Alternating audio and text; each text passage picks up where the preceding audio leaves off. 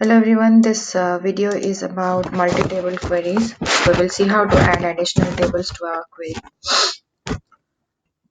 Here I have currently opened the memberships from downtown location from the all access objects navigation pane in the design view. This is the design view of that query. I'm going to drag this location table from the navigation pane to the top pane of the query design query so that it should be placed on the right of the memberships query table.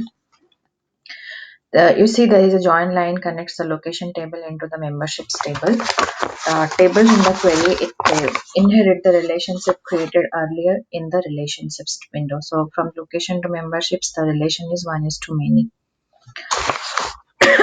One location ID of location table is associated with many values of location ID from the membership table. I'm going to double click on the region table from the location table to the first empty column in the design grid so that the region field is positioned to the right of the balance field. I'm going to mention one criteria in the region field here, and after I press enter, see access adds the quotation marks around the downtown because downtown text is a criteria. And we are just substituting the region criteria, that is downtown, in the place of location ID criteria, that is LOC03. That's what we want to do. Now I'm going to point over the column selector at the top of the location field when the downtown arrow, downward arrow displays. So I'm going to select it like this, so this is kind of black highlighted. I'm going to delete from the keyboard. I'm going to hit delete from the keyboard so the columns in the query setup group removes it from the grid.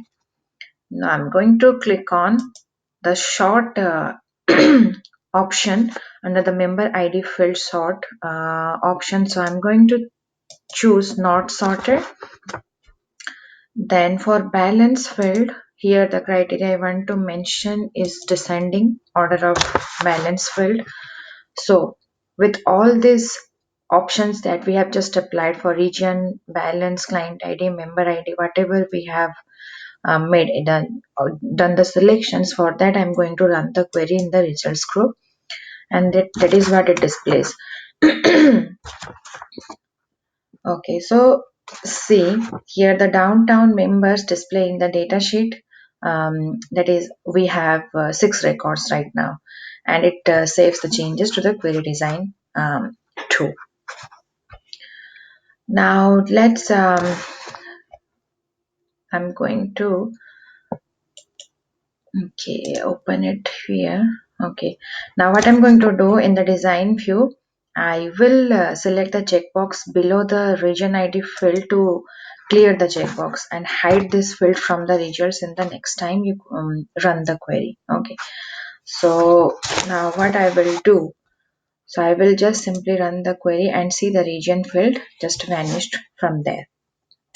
This is how we can create a new table from our selected query. So here our query was memberships from downtown location, and we kind of modified that table to give us a new table as per our need.